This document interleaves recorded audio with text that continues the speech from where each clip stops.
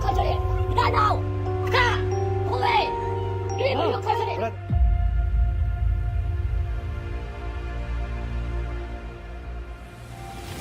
هذه اللحظة تضامن وغضب من هذا الشارع.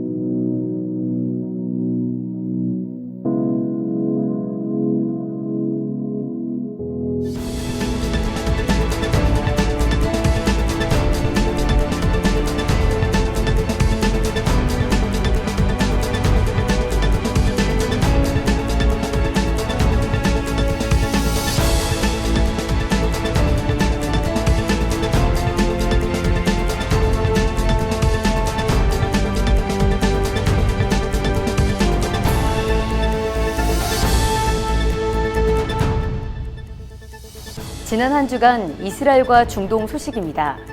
2월 27일 이란의 도시 쿰을 비롯한 여러 지역의 14개 여학교에서 수백 건의 독극물 테러가 발생해 여학생 최소 200명이 이상 증세를 호소하고 수십 명이 치료를 받았습니다. 이란 보건부 차관은 누군가가 특히 여학교 폐쇄를 노렸던 것으로 파악된다고 밝혔고 보건위원회 소속 의원도 이번 사건은 누군가 의도한 것이라고 언급했습니다. 익명의 한 의사는 국내외 극단주의 단체를 이용해 반정부 시위대를 위협하는 것이 이번 범행의 목적일 것이라며 시위의 선두에 섰던 여학생들에게 복수하고 싶은 것이라고 덧붙였습니다. 3월 1일 사법개혁 반대 시위가 격화되고 있는 가운데 이날 시위대가 네타냐후 총리의 부인인 사라 네타냐후 여사가 찾은 미용실을 포위했습니다.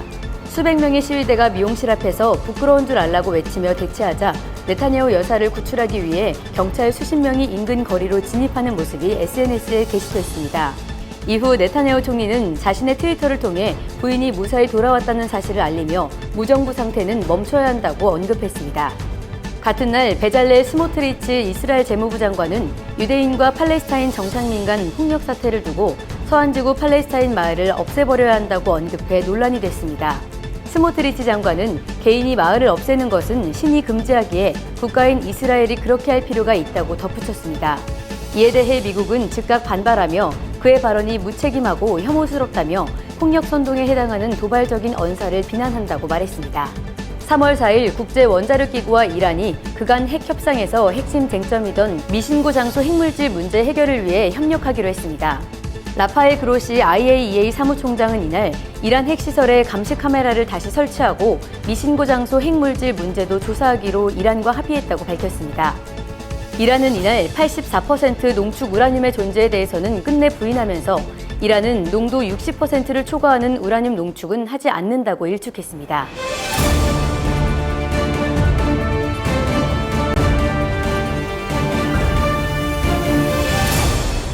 2023년 3월 8일자 이스라엘 투데이 시작합니다.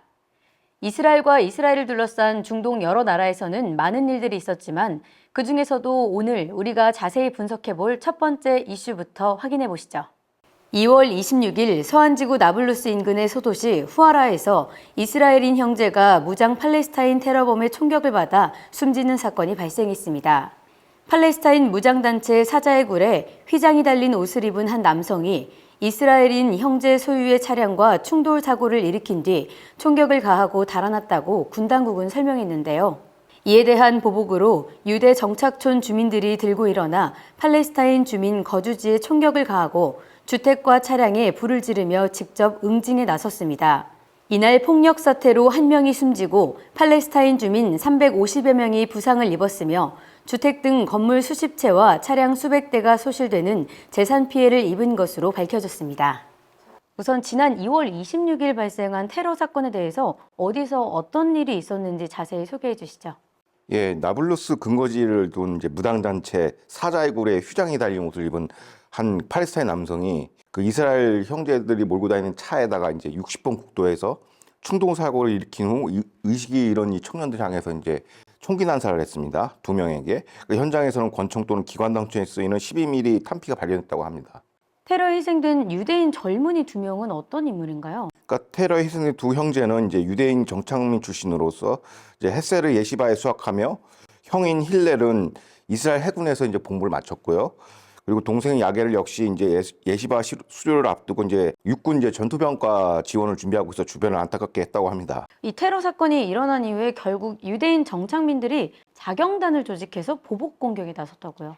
예, 이제 후아라 등지에서 이제 이스라엘 피사 사건의 보복 조치로 정착민들이 달려와서 팔레스타인 주민 거주지에 총격을 가하고 주택과 차량에 불을 질렀습니다. 그러니까 이스라엘군은 이번 폭력 사태와 관련해서 이스라엘 8명을 체포했다고 현지 매체는 밝혔는데요. 관련해서 이제 네트냐후 이스라엘 총리와 벤그리브 안보부 장관은 이구동성으로 스스로 법을 집행하지 말아라. 자제를 좀 촉구했습니다. 정착민들에게. 그럼 국제사회 미국의 반응은 어떤가요, 지금? 그 네드 프라이스 미 국무부 대변인은 이스라엘 총리에게 엄중한 법적 조치를 요구했습니다. 그러니까 이들을 처벌하라는 거죠, 정착민에 대해서. 그러니까 그동안 이제 미 국무부는 이제 팔레스타인 테러로 희생된 유대인에 대해서는 애석하다라는 표현만 하고, 그다음에 양측의 긴장 고조를 우려한다. 약간 삼자적인, 약간 양비론적인 논평을 내놨어요. 그리고 팔레스타인 폭력에 대해서는 반대한다. 이게 원론적인 답변만 내놨는데 이번 정착민 보복 공격에 대해서는 강경한 어조로 대응했습니다. 일종의 이중다죄죠. 이게 정착민 어떻게 보면 습격 사건인데, 팔레스타인 지구 습격 사건인데, 이거를 그 마음은 제가 이해는 해요. 그러니까 심정적으로는 좀 억울하죠. 맨날 공격당하고 우리. 그렇죠. 사실상 폭력을 행사함으로써 그동안 글로벌 좌파와 친팔레스타인 계열의 미 국무부의 거짓 선동의 어떤 근거를 마련해 주는 거거든요. 맨날 뭐 팔레스타인 억압한다, 통치한다 막 이렇게 했는데 요번에 그 근거를 마련해 준, 어떻게 보면 선동전에서는 이게 지는 거예요. 불리해요, 이게. 물론 좀 안타깝긴 하지만. 그래서 이번에 테러 사건과 유대인들의 보복 공격에 그동안 이스라엘 사법부가 테러범에 대한 처벌이 너무 가벼워서 일어난 일이다. 그리고 이스라엘군의 정치화 때문이라는 분석도 있더라고요. 왜 이런 이야기가 나오는 건가요? 그러니까 이제 배경이 이제 설명을 좀 드리자면, 이 발언이 나오기 전에 이제 이스라엘의 주류 언론, 그러니까 타임 오브 이스라엘이나 주로 이제 해외 외신 매체들이 일제히 네트냐후에 이제 총공세를 가하죠. 이제 집권한 지 2개월밖에 되지 않았는데 이스라엘과 팔레스타인 간의 긴장이 고조되고, 그다음에 사법개혁 반대로 시위에 직면해 있고 국민들이 반대 시위하고 있지 않습니까? 등등 이제 국제사회의 비판에 직면했는데, 또 연립정부의 극우 성향 장관들의 정책 기조를 이제 통제하지 못했다. 안팎으로 궁지에 몰렸다고 맹공을 지금 펼치고 있어요. 네트냐후 그 행정 내각에 대해서. 근데 여기에 대한 반박으로 이제 유대 공화주의 지식인들 사이에서 이제 이런 지금 현상들은 베네트 라피드 내각 시절 전 정권부터 사법부에 대한 테러에 대한 톱방망이 처벌, 부안에 동하는 경찰, 팔레스타인 자치당국의 치안 유지 책임 회피, 그 다음에 IDF 및 보안청 정치화에 기인한다고 밝혔어요. 앞서 그 두 형제를 사살한 인물도 테러범 전과가 있어요. 그러니까 한번 들어갔다 나온 거죠. 그러니까 손방망이 처벌로, 그러니까 정신과적 질환 뭐 이런 걸로 나왔다고 합니다. 그래서 다시 이제 시스템 다시 돌아오는 거죠. 그러니까 한번 구속된 사람들이 계속 나와서 이제 범죄를 일으키니까, 그래서 이제 벤그리브 장관 같은 건 테러범에 대한 사형을 빨리 집행해야 된다라고 하는 거예요. 아예 못하게. 예, 예. 근데 특히 이제 군이 이제 동막에 올린 게 최근에 이제 최정예 8,200 정보 부대라고 있어요. 이스라엘 최정예 부대인데, 그리고 포함한 다수의 전투병과 예비군들이 네트냐후발 사법개혁을 반대한다는 명목으로 그 예비군 훈련을 소집을 거부하고 있습니다. 그럼 예비군 소집 거부는 어떤 파장이 있나요? 그러니까 이스라엘 군 전력 구조상 현역 상비군보다는 예비군 중심의 병력이에요. 그게 왜 그 무슨 말이냐면 상비군이 17만 명이에요. 그리고 예비군이 45만 명이에요. 사실상 예비군이 주력 전력인 것이죠. 우리나라하고 반대죠. 우리는 상비 전력 60만이고 예비 전력이 좀, 예비군 그래서 막 아저씨들 막 대충 훈련하고, 예. 근데 여기는 예비군이 빡세요. 그러니까 실제로 상비군에서는 기초훈련이나 이런 기본 거 받고 이제 회차를 예비군을 할수록 이제 전문 기술을 계속 배워요. 전문 군사교육이라. 그래서 이제 예비군 전력이 핵이라고 볼 수 있어요. 근데 이 예비군이 소집 거부한다는 거는 안보에 큰 구멍이죠. 그러니까 실제로 최근 뉴스를 보니까 이스라엘 파일럿 조종사들도 예비군 편제에 속해요. 우리나라 대부분 현역이지 않습니까? 현역. 근데 그 사람들도 이제 소집 거부를 하고 있어요. 파일럿들이, 조종사들이 사법개혁 반대 이후로. 그리고 또 그뿐만 아니라 이제 신베트와 이제 해외 정보를 책임지는 모사드 전현직 인사 500명이 또 연판장을 돌려 사법개혁 반대. 이런 정치에 참여하면서 정작 정착민의 생명과 재산을 보호하는 군경보안당국이 이른바 이제 시민의 안전은 뒷전이라는 거죠. 정치 투쟁만 하고. 그래서 이번 사건이 일어났다고 보는 시각도 존재합니다. 현지에서는.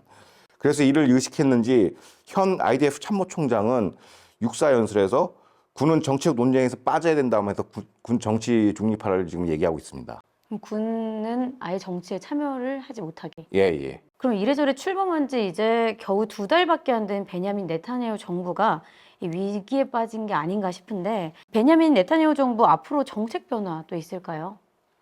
그러니까 이제 이 사태를 어떻게 보느냐 이제 기본적인 관점의 차이인데, 그러니까 물이 반이 차 있느냐 혹은 반이 비었느냐 이렇게 보는 건데, 야당과 이제 글로벌 좌파 네타냐후는 이제 네타냐후 통치의 난맥상이다라고 비판을 하고 있고요. 그리고 네타냐후와 현 연립 정권을 탄생시킨 일반 민초들, 평범한 이스라엘 국민들은 지금 사회적 병리 형상에 대한 자정작용으로 보는 겁니다. 그러니까 우리 이른바 개혁에 필요한 성장통이라고 느끼고 인지하고 있어요. 정치 이면에는 네타냐후로 대표되는 유대 공화주의 세력과 그 다음에 유대 과도 지배층, 이른바 제도권, 그러니까 올리가키죠. 언론, 금융, 학계, 군, 사법과의 전쟁으로 이게 어떤 대립구도가 그렇게 설정돼 있어요. 결국에는 네타냐후 내각은 개혁의 속도 조절은 있을지 몰라도 현행 노선이나 정책 전환이나 포기는 없어 보입니다. 왜냐하면 포기하는 순간 연정이 해체되거든요. 극우파가 있기 때문에. 그래서 이제 속도 조절은 예상할 수는 있겠죠. 네, 알겠습니다. 다음 이슈로 넘어가 보죠. 존 커비 미 국가안보회의 전략소통조정관은 러시아와 이란이 전례 없는 수준의 국방 협력을 계획하고 있다며 우려의 목소리를 냈습니다.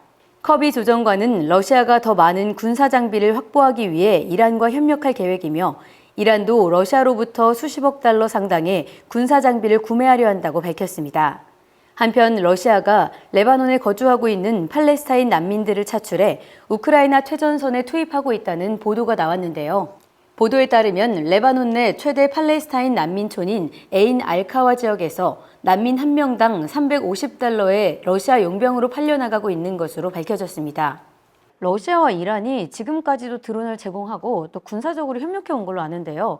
이것 말고도 앞으로 국방 협력을 계획하고 있다고 하는데 구체적으로 무엇을 어떤 식으로 협력을 한다는 걸까요? 예, 이게 미국 백악관발 뉴스인데요. 존 커비 NSC 전략소통조정관은 이란이 러시아에 포탄과 탱크용 포탄을 제공하고 러시아는 이란에 미사일과 전자부품 레이더, 전투기, 공격용 헬리콥터 야크 130 훈련기 등을 제공한다고 합니다. 만약에 러시아가 이란에 전투기를 공급을 한다고 해도 공급하는 것만으로 끝나는 일이 아니라 전투기 조종사 훈련이나 또 정비도 뒤따라야 한다는 건데 전투기를 운영하는 게 쉬운 일이 아닐 텐데요. 이란이 이 전투기를 운용할 만한 능력이 있기는 한 걸까요? 예, 말씀하신 것처럼 군수 지원, 유지 보수, 비행 훈련 시간, 훈련 장비 등의 장기 투자가 필요한데 이란은 자본보다는 시간이 문제예요. 이른바 공군 전력은 네트워크 사업이라 약간 기종 몇 대 도입하는 것보다는 이른바 그 서비스 타임을 통합 운영할 체계가 핵심인데요. 이게 무슨 얘기냐면 보통 우리가 외제차를 못 끌지 않습니까? 사서 몰 때는 이제 사람들이 외제차를 힘들어하는 이유가 저것 때문에 그렇죠. 이제 유지보수 관리비가 그렇죠. 부품 조달이 비싸고. 근데 국산차는 왜 편하냐? 부품이 많이 있고 서비스 센터가 많죠. 근데 이게 서비스 센터가 생명이거든요. 근데 고가일수록 이제 이게 비용이 많이 들어가니까 전투기는 계속 출격을 시켜야 되는데 한 번 출격했다가 돌아와서 장비 뭐 정비를 막 한 달, 두 달씩 하면은 운용이 안 되죠, 전력은. 그래서 어떻게 보면은 전투기 개별 기종보다는 이걸 어떻게 유지보수 관리할까? 또 조종사에 대한 훈련 시간 이게 다 통합 패키지로 이루어지는 사업이에요. 근데 사람들은 전투기만 본단 말이죠. 근데 이 부분에서 이제 장기적으로 투자할 시간이 절대적으로 부족하다. 그래서 이제 이란이 드론에 대한 당위성이 나온 거예요. 그렇게 복잡하게 투자하느니 차라리 싸구려 드론을 많이 깔자.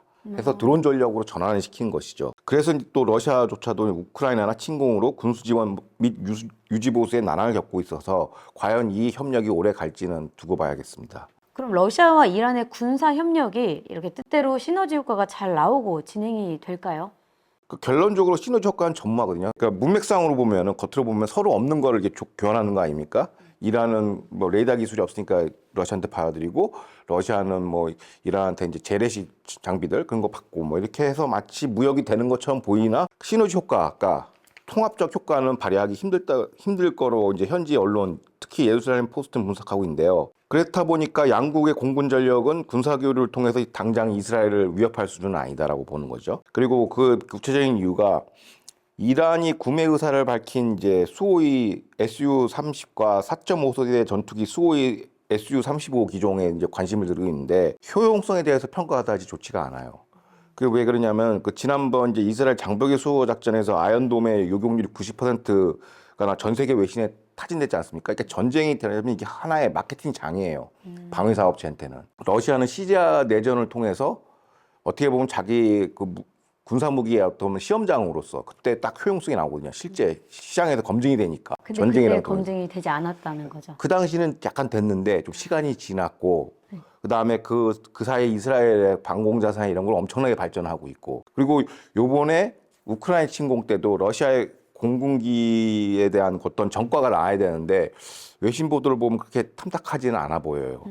그래서 그 반증으로 이런 이란산 드론을 대구며 이제 획득을 하게 된 것이죠. 현지 매체는 오히려 이란이 러시아에 검증되지 않은 전투기를 구매한다는 것은 게임 체인저가 아니라 오히려 양국 군사 교류의 취약성을 드러낸 것이라고 이제 분석하고 있습니다. 구매를 해봤자 이걸 사용을 잘 할지도 못하는 상황이 예. 되게 될 수도 있겠네요. 예. 또 그런가 하면 러시아가 레바논에 있는 팔레스타인 난민을 용병으로 차출을 해서 최전선에 투입하고 있다는 이야기는 뭔가요? 그러니까 레바논 내에도 이제 최대 팔레스타인 난민촌이 존재하나 봐요. 이제 에인 알카와 지역에 있는데 그 지역에서 $350의 러시아 용병으로 팔려나가고 있다고 합니다. 팔레스타인 난민들이 단돈 $350면 뭐 우리나라 돈으로 환전을 하면 45만 원 정도의 예. 목숨을 내놓고 있는 상황이라고 하는데 그만큼 러시아의 병력 조달이 쉽지 않다는 얘기 같죠? 자국 병력 조달이 어려움보다는 이제 자국 병력 자원을 손실을 최소화하는 거죠.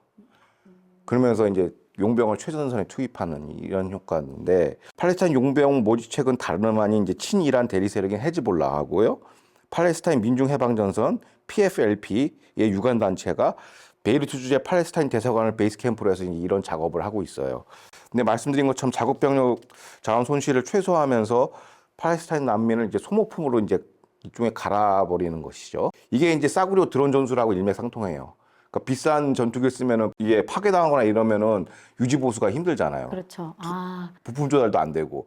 그러니까 싸구려 드론을 많이 날린 것처럼 이거를 이제 일반 병력, 지상병에다 그 개념을 그대로 도입한 거예요. 팔레스타인 난민을. 총알바지 같은 역할인 건가요? 그렇죠. 그걸 저는 이제 일종의 고기방패라고 할까요? 좀 고기방패? 안 좋은 표현이긴 하지만은 정식 군대가 아닌 용병이다 보니까 이제 국제법이나 제네바 협정도 피해갈 수가 있고요. 근데 이게 이제 약간 이중잣대라는 게 이 부분이다.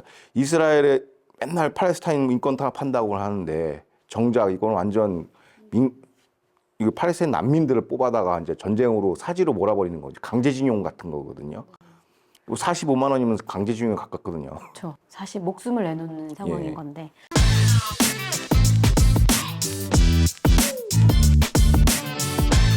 다음 이슈 확인해 보겠습니다. 이스라엘 내각이 안정적인 국정 운영을 위해 2023년과 2024년 2년치 예산안을 선제적으로 내각회의를 통해 의결했습니다. 그동안 이스라엘은 극심한 정치 갈등으로 인해 예산안 처리가 거듭 파행되면서 준 예산을 편성해 국정을 운영해왔고 예산안이 볼모가 되어 주기적으로 연정이 해체돼 왔습니다. 이번 예산안에는 벤 그비르 장관이 이끄는 국가안전부와 알리아 관련 예산이 가장 높은 폭으로 증가해 눈길을 끌었습니다. 2023년과 2024년 2년간의 이스라엘 정부 예산이 국무회의에서 의결됐다고 하는데요. 이번에 국무회의에서 의결된 것이 어떤 의미가 있는 걸까요? 11월 3일 날에 의회에서 이제 이미 2021년, 2022년 예산안을 합의 통과했어요. 네타냐후 내각은 2023년도 4,840억 셰켈과 2024년도 5,140억 셰켈을 2년치 예산을 올해 3월 그 의회 예산안 처리를 목표로 이제 국무회의를 먼저 통과시킨 거예요. 우리로 치면은. 그러니까 행정부 내각 장관에서 먼저 합의하고 그다음에 의회로 넘어가서 최종 예산안을 처리하는데 이게 빨리 당겨진 거죠. 그러니까 연정 해체의 주범이 바로 항상 예산안이거든요. 연말에 이제 예산안이 통과가 안 되다 보니까 연정이 해체되고 하다 보니 이제 정치적으로 불안정해지니까 궁극적으로 안정적인 국정 운영을 위해서 네타냐후 내각은 2년치 예산을 선제적으로 미리부터 대응하겠다라고 하는 방침입니다. 그동안은 예산안 없이 국정 운영을 어떻게 해왔을까요? 예, 그래서 이제 이스라엘은 이제 약간 편법이긴 하지만 이제 준 예산을 편성해서 국정 운영을 도모해 왔습니다.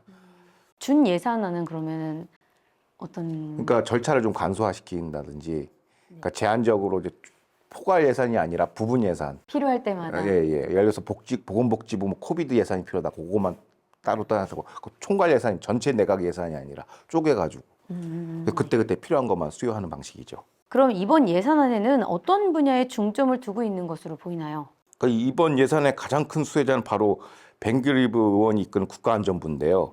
관련 부처 예산이 무려 24억 4천만 달러가 증액이 됐습니다. 그러니까 주로 이제 예산 소요는 이제 경찰 및 소방공무원 인력 증원, 테러가 많다 보니까 그다음에 이들에 대한 임금 인상, 그다음에 세 번째 이제 가칭인데요. 국토방위군 창설을 위해서 이제 여기에 소요될 것이라고 얘기하고 있습니다. 그게 국가안전부에 대한 예, 예. 예산인 거죠. 그럼 이번 예산안에서 눈에 띄는 것이 알리아 지원 예산이라고 하는데 얼마나 배정이 된 건지 또 왜 그런 겁니까? 지금 예산 편성액을 보면은 2억 5천만 셰켈 이상 증가가 됐거든요. 그러니까 이번 알리아 장관은 증액된 예산을 알리아 고용 촉진에 배당될 것이라고 얘기했어요. 왜냐하면 이제 고용이 안 되니까 빈곤층으로 전락해요, 알리아들이. 그래서 대부분 다시 그 나라로 더 돌아가거나 좀 굉장히 힘들다고 해요. 그래서 이제 알리아 지원 예산이 턱없이 부족해 이제 신규 올림들이 이제 취약계층, 빈곤층으로 전락하고 그 부실한 지원 정책으로 알리아 감소 및 사회 통합에 이제 실패했다는 이제 그동안에 이제 자성의 목소리가 있었습니다. 그럼 앞으로 알리아가 더 많이 늘어나게 될까요? 그러니까 이번 예산 증액부는 감소하는 미국과 프랑스계 이민자들을 위주로 이제 그 예산을 집행하고 있고요. 주로 세부 내역으로 들어가면은 이제 알리아 복지센터 확충, 그다음에 사회복지사 파견, 그다음에 취업을 하려면 아무래도 언어가 돼야 되지 않겠습니까? 그러니까 히브리 언어 교육을 위한 바우처, 그다음에 직업 교육, 그다음 맞춤형 컨설팅 예산을 집중적으로 이제 배정했다고 현지 매체는 소개하고 있습니다. 네, 새로운 정착민들이 이스라엘에 잘 적응했으면 좋겠네요. 예, 예. 그래야죠. 네, 오늘도 자세한 소식 감사합니다. 오늘은 여기까지 하고 다음 주에 뵙죠. 예, 감사합니다.